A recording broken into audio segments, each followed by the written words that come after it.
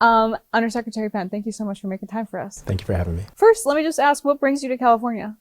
Well, we are very much, excited to be here on behalf of Secretary Brooke Rollins, the 33rd Secretary of U.S. Department of Agriculture. She brings her regards not only to the great state of California, but also because there are a whole array of programs that we have in USDA, some of which we are here to celebrate and take a look at.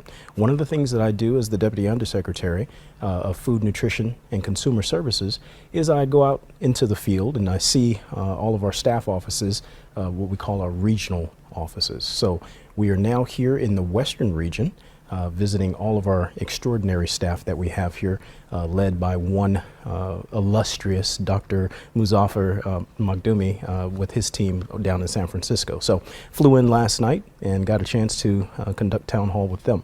The other piece that I wanted to come out and take a look and do and see a few things concerning our SNAP E&T programs, the SNAP Employment and Training, as well as some of our WIC sites that we have, the WIC clinics for the women, infants, and children. So we have an opportunity to see that.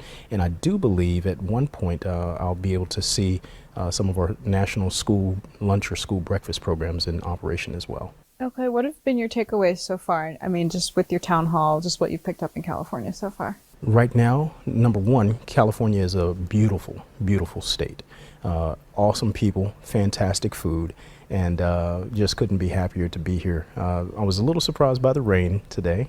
They told me in an old song that it never rains in Southern California, so there was that. Okay. And then we have the other side of it. When we look at all of our staff that we have, that I've sat in the town hall with, we have some of the most amazing professionals in the food and nutrition service here at our regional office here for the Western region. They have a passion for the work. They have a dedication that spans, I had an opportunity to give out time and service awards and decades of service. Some people have been here working and delivering for the American people for over 40 years. So everything from 5-year awards up to 40 plus years is just tremendous to see that amount of dedication to both the programs, but also to the mission and the work and the camaraderie with the team. So very happy to see that. Did the cost of food in the state come up in these conversations? No, it didn't come up in the conversations today, but how's your cost of food? I mean, I would say I think Californians would say generally the cost of groceries right now is expensive. You mentioned the SNAP updates that we've seen, and living in a Democratic state that bristles often with the administration, we've heard a lot of warnings and impacts to our state funds potentially. But first, let me ask you just if you think like from what you're understanding, if the SNAP current allotments align with California's cost of living with your understanding. Well, right now, my understanding of how the SNAP allotments are, a lot of those things are set by the amounts that we have coming out of DC. And a lot of that is already written into law. So as a part of the executive branch, we faithfully execute the laws that are passed by Congress and signed by the president. But as far as whether or not it's something that, like we were at the WIC clinic here today, and we're looking at some of the things that they're pulling out in accordance with the new DGAs, the Dietary Guidelines for Americans, whereby we want to make sure that we get more wholesome, nutrient-rich, nutrient-dense foods into the not only into the grocery stores but also to the recipients of the programs.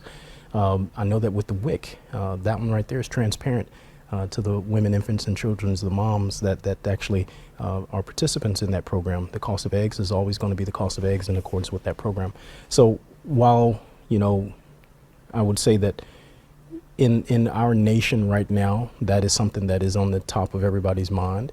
I know that there is no better way to get, that nutrition and that nutritional value that we need to have going to our recipients than through the great work that our people are doing here in California through the regional office and with our partners here at the state of California as well. Last, I believe it was a couple weeks ago, some refugees, we have a lot of them in Sacramento, lost their ability to get SNAP under the new rules that were approved by Congress, passed by the administration. And there's a concern, especially about the pressure on food banks. Does the USDA plan or have the ability to help with that? Yeah, so when we look at the food banks and the amounts of foods and the types of foods that we partner with the states to actually stock and make that happen, that's one of across the USDA Food Nutrition Service, we have 16 programs. So that touches on one of those as well. Just going back, and we're talking about, the SNAP program. Here in the state of California, you have some things that are really, really innovative that are taking place. When we see the SNAP, what is it called, the chip tap technology, whereby we try to crack down on fraud, waste, and abuse, and the taxpayer dollars that are going into the program that can get siphoned off by bad actors.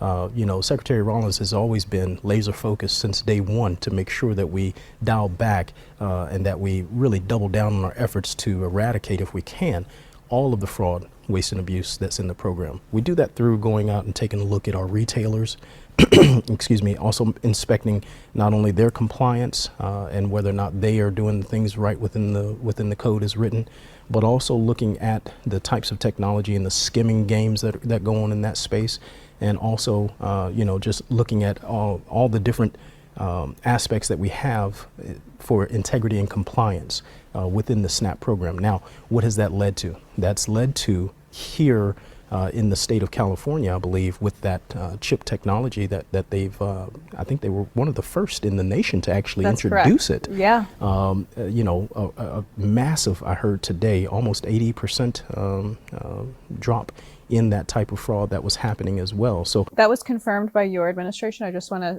because we've heard that from the Newsom administration, it would be helpful to know that the Trump administration can. Well, I don't know what the figures are, but that's what I heard today, and I am going to be looking into that to make sure that that's verified. But what I have seen is what I've heard from my team and my staff today is that is something that is extremely is one of those good news stories that we really want to promote, because when we partner with our state partners, when we partner with the programs as they're executed in accordance with the law, when we partner with folks who are given toward making sure that they are safeguarding and protecting the investments and the generosity of the American taxpayer, that's something that we can all be proud of.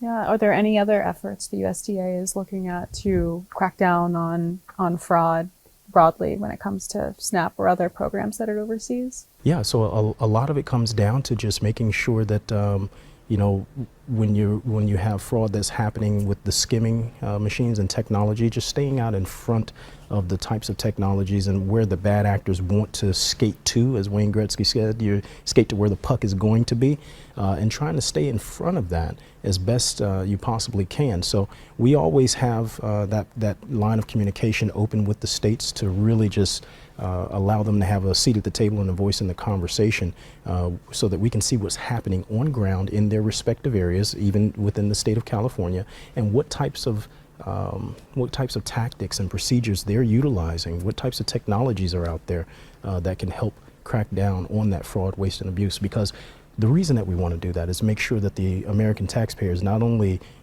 get the recompense and the good stewardship that they expect out of our programs, but also that we instill in the public a trust for our execution of the program. So that's something that's very, very important to us.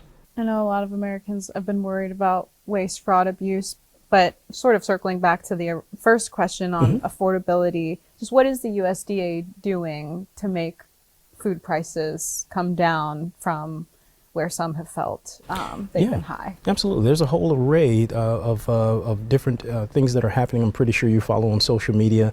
Secretary Rollins has some great and innovative leadership across the different mission areas that we have in USDA, with a great focus on driving down those upward pressures that are happening on foodstuffs across America, whether just tackling the problem that we had with the New World screwworm and looking at the different things that are happening inside of the beef industry.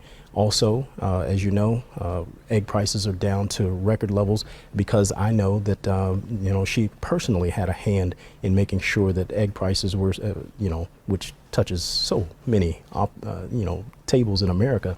I cook with eggs. Yeah, I'm sure you do too. yeah, Maybe. absolutely. Yeah.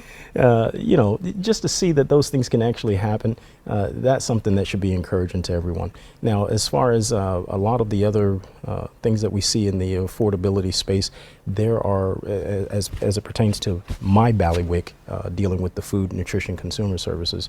There are a ton of different ways that we look at how we can get good, wholesome, nutritious food onto people's tables, especially as recipients of our programs, but also not only getting that food there, but also the education in how to shop for those foods, for the foods that are on those lists, the accepted food lists as well, but also, education on how to prepare them.